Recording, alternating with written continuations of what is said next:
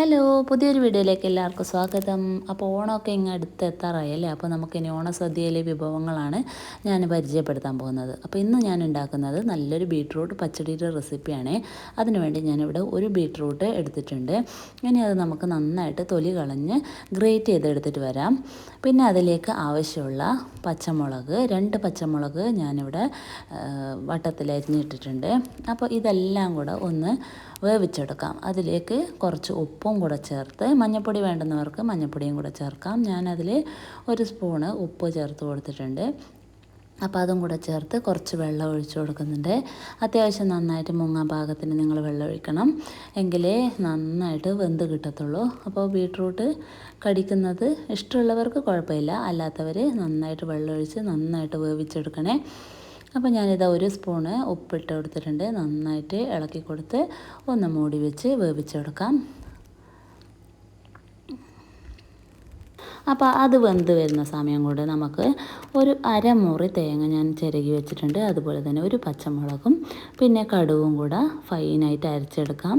അപ്പോൾ നിങ്ങൾ ശ്രദ്ധിക്കേണ്ട കാര്യം എന്ന് പറഞ്ഞു കഴിഞ്ഞാൽ, ആദ്യം തന്നെ കടുക് ഇട്ട് കൊടുക്കരുത്. തേങ്ങയും പച്ചമുളകും കൂടെ നന്നായിട്ട് അരച്ചെടുത്തതിന് ശേഷം കടുക് ചേർത്ത് കൊടുക്കുക. കടുകിട്ട് ഒന്ന് ജസ്റ്റ് ഒന്ന് പൾസ് ചെയ്യേ വേണ്ടൂ. കടുകൊന്ന് പൊട്ടിയാൽ മതി. കടുക് നന്നായിട്ട് അരഞ്ഞു കഴിഞ്ഞാൽ ഭയങ്കര കയ്പ്പ് രസമായിരിക്കും. അപ്പോൾ ഇവിടെ ബീട്രൂട്ട് നന്നായിട്ട് വെന്ത് റെഡി ആയിട്ടുണ്ട്. അപ്പോൾ അത് നമുക്കൊരു പാത്രത്തിലേക്ക് മാറ്റി വെക്കാം.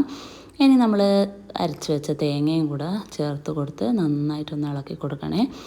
അപ്പോൾ ഇനി അതിലേക്ക് നമ്മൾ ചേർത്ത് കൊടുക്കുന്നത് ഇത്രയും തൈര് ഞാൻ എടുത്തിട്ടുണ്ട്. അപ്പോൾ അത് നന്നായിട്ടൊന്ന് ഇളക്കി കൊടുക്കാം. അപ്പോൾ 1 ബൗള് തൈരും കൂടെ ഞാൻ ചേർത്ത് കൊടുത്തിട്ടുണ്ട്. ഇനി നന്നായിട്ടത് മിക്സ് ചെയ്ത് കൊടുക്കണം. അപ്പോൾ ഈ സമയത്ത് നിങ്ങളൊന്ന് ഉപ്പൊക്കെ നോക്കിയിട്ട് ഉപ്പ് ആവശ്യമുണ്ടെങ്കിൽ നന്നായിട്ടൊന്ന് ചേർത്ത് കൊടുക്കാം.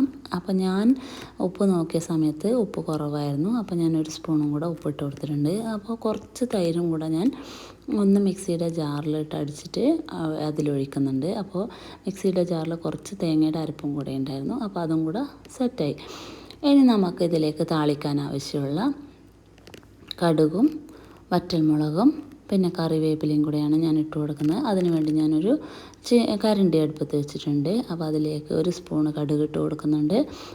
അതൊന്ന് പൊട്ടി വരുമ്പോഴേക്കും നമുക്ക് വറ്റൽമുളക് ഒന്ന് ചേർത്ത് കൊടുക്കാം. ഞാനെല്ലാം മിതമായ അളവിലേ ചേർത്ത് കൊടുക്കുന്നുള്ളൂ. പിന്നെ കറിവേപ്പിലയും കൂടെ ചേർത്ത് കൊടുത്തിട്ടുണ്ട്. അപ്പോൾ അതിൽ കുറച്ച് വെള്ളം ഉണ്ടായിരുന്നാണ് നന്നായിട്ട് പൊട്ടി. അപ്പോൾ അതെല്ലാം കൂടെ ഒന്ന് നമുക്ക് ഈ ബീട്രൂട്ട് പച്ചടിയിലേക്ക് താളിച്ച് കൊടുക്കാവുന്നതാണ്. അപ്പോൾ നല്ല ടേസ്റ്റി ആയിട്ടുള്ള ബീട്രൂട്ട് പച്ചടി ഇവിടെ റെഡി ആയിട്ടുണ്ട്. നമ്മുടെ കണ്ണൂർ സൈഡിലൊക്കെ ഇതുണ്ടാക്കുന്നത് എനിക്ക് തോന്നുന്നു വളരെ കുറവാണെന്ന്. പക്ഷേ ഇപ്പോഴൊക്കെ സദ്യകളിൽ ഇതൊക്കെ കണ്ടുവരുന്നുണ്ട്.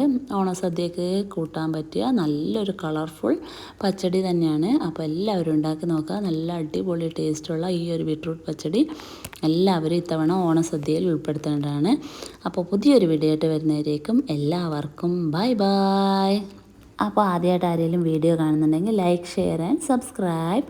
അപ്പോൾ പുതിയൊരു വീഡിയോ ആയിട്ട് വരുന്നവരേക്കും എല്ലാവർക്കും താങ്ക് യു.